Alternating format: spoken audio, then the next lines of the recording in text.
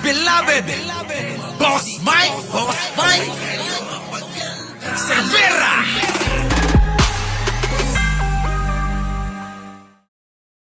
Magandang umaga, magandang hapon at magandang gabi sa amandako ng mundo, naroon kayo. Siyempre, magandang buhay na rin para sa ating lahat!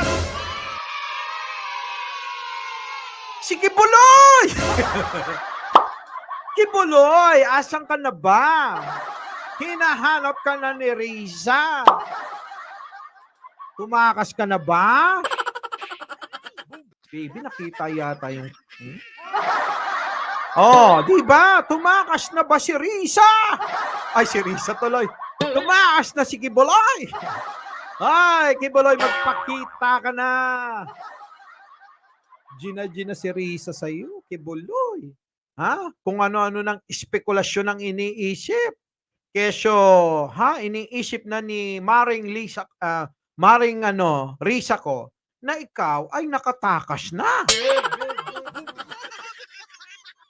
Ko po, Sa bagay, kahit sino naman mag-iisip. Kayo, ano iniisip nyo ngayon? Kay Kibuloy. Ano opinion nyo? Nakatakas na? Nagtatago pa sa lungga? Nasa ilalim na ng lupa? Ano? Kaluluwa na lang ba si Kibuloy? Umakyat na sa langit? Ano nga sa tingin ninyo? Kasi mukhang nawawala tayo kay Kibuloy. O nawawala na si Kibuloy. Wala na tayong marinig sa kanya. Sa totoo lang, puro audio record lang yung narinig natin sa kanya mula noong, nung siya, sa mga vlogger niya. Yung mga vlogger niya nga tumitira sa kanya. Tapos ngayon, kakampi niya na. Mga walang delikadesang mga vlogger yan, Boss Mike. Bakit mo nasabi? Kasi matapos nilang banat-banatan, ngayon yakap nila, hinahalikan na hinihimod yung itlog. Talaga ba? Sa bagay, ganun talaga yung mga vloggers na walang mga prinsipyo at delikadesa, Boss Mike. Siyempre, ganun talaga. Ano ka ba? Huwag ka nang magtaka, Nino. Bakit? Ba't ka pa nagtataka? Pag ganung mga vlogger, wala na talaga yun. Oo. Pera na lang yung mga yan.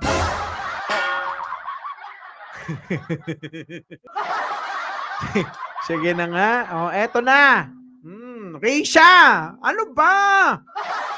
Si Maring Risa kasi. Ayan, tingnan mo, hindi niya matatakasan ng batas. Talaga ba? Bakit wala? Pasok. Alam nga naman din habang buhay na nagtatago si Kibuloy. Malay mo naman, Maring Risa, matanda na yon, di ba? Mamatay na yun sa stress. Wag naman, Lord, wag naman. Wag naman kasi mananalangin pa si Bato. Bato, ipanalangin mo rin si Kibuloy, wag lang si si Morales. Kasi si Morales lang yung pinapanalangin mo si Kibuloy din, panalangin mo. Humaba pa sana ang buhay ni Kibuloy ng singhaba ng buhay ni One Punch Enrile. Na ngayon nanunungkulan pa sa gabinete ni Pangulong Bongbong Marcos. Risa, ano na Mare? Pasok! Kanselahin na sana ng DFA ang passport ng puganteng si Apollo Kibuloy. Imbes na magpakita sa Senado o sa mga korte, panay ng mga audio messages na parang iniinsulto pa ang kakayahan ng gobyernong tuntunin kung nasaan siya.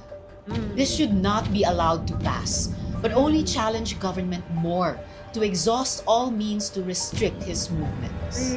Iba-iba rin ang natatanggap na balita kung nandito pa siya sa bansa o di kaya'y nakatakas na sa ibang bansa.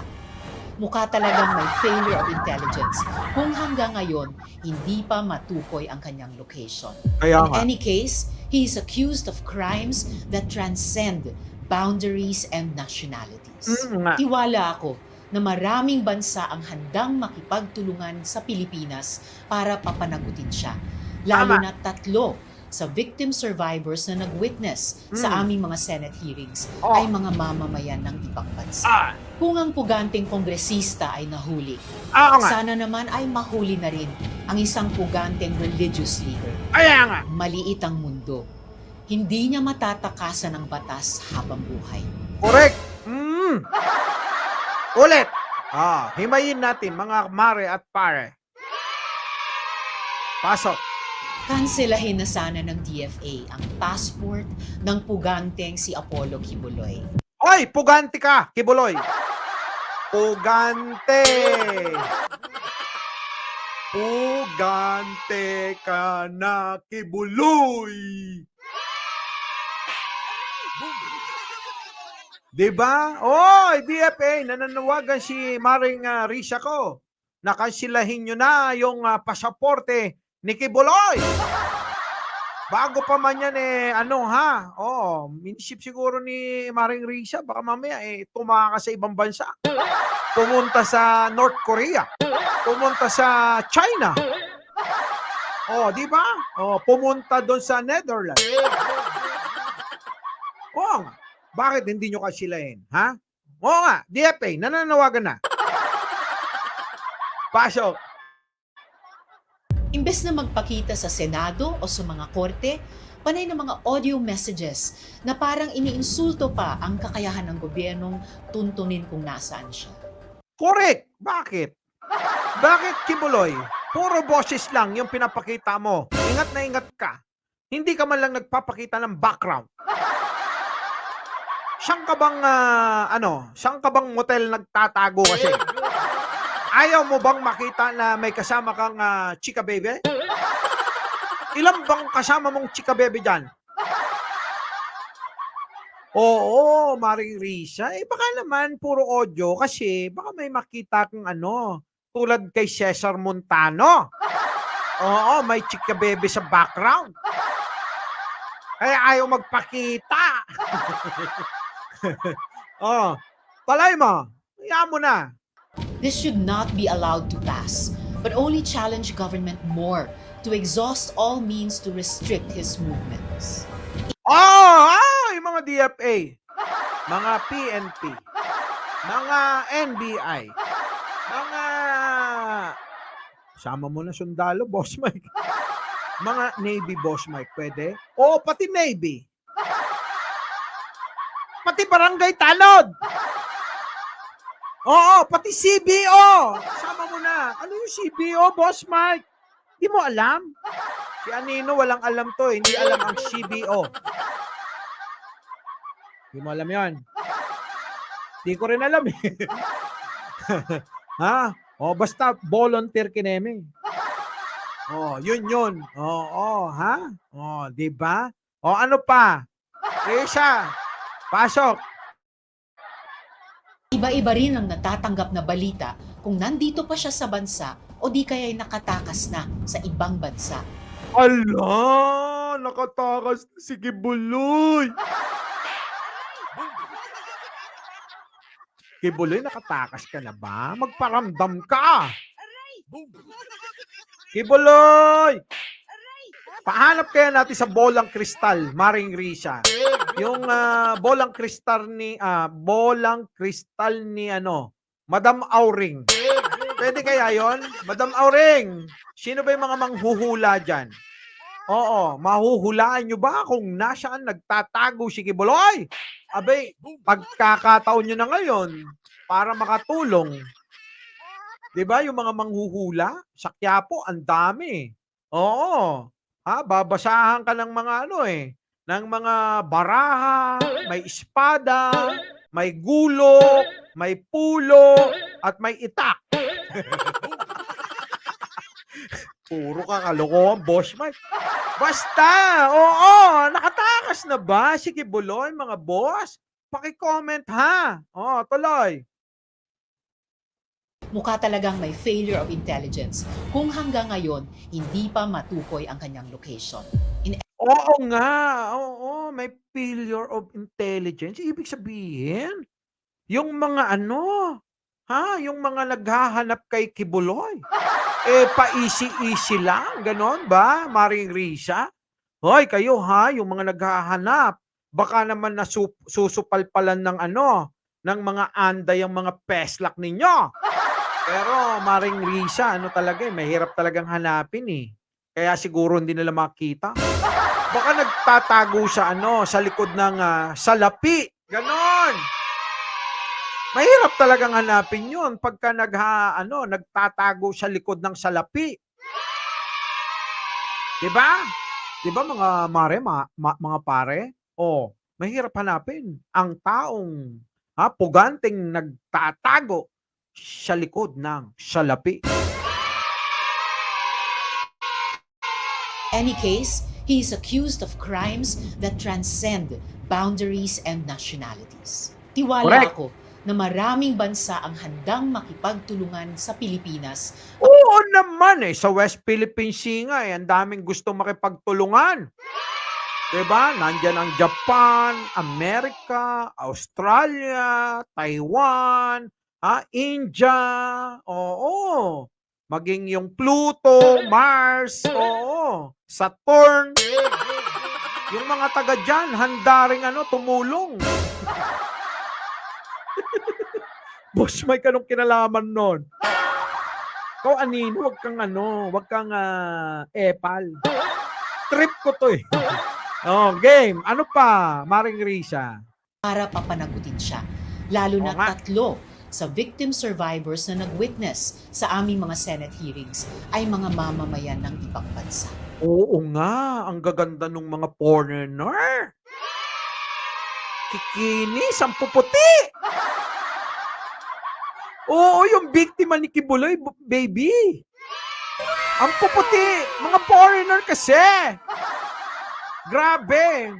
Buti na lang, ang tanong ko, bakit kaya hindi nagkaanak si Kibuloy? Oo. Sasagot mo ba yon, Maring Risa? Di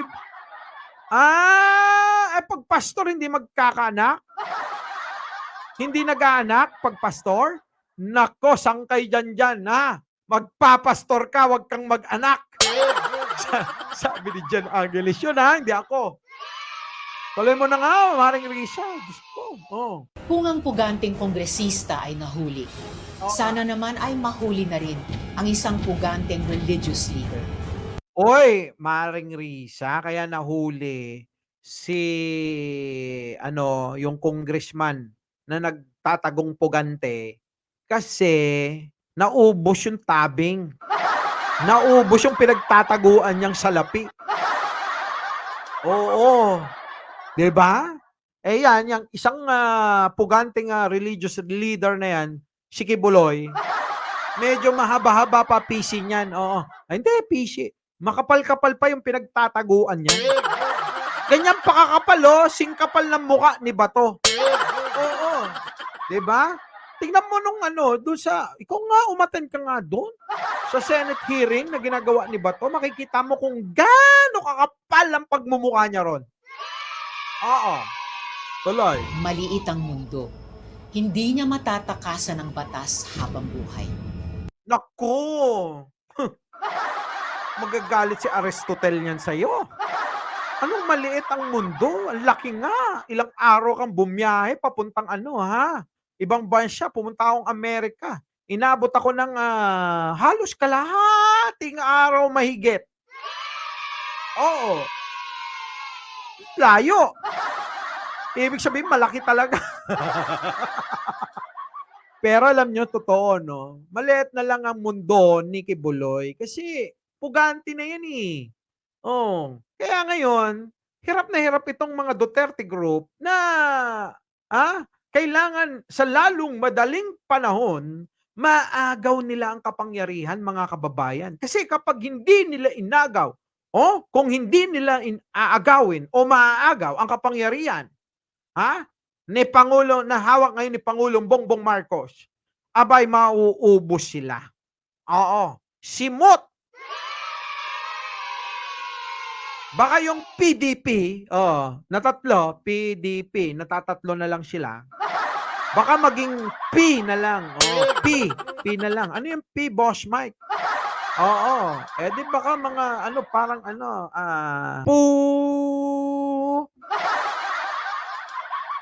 tang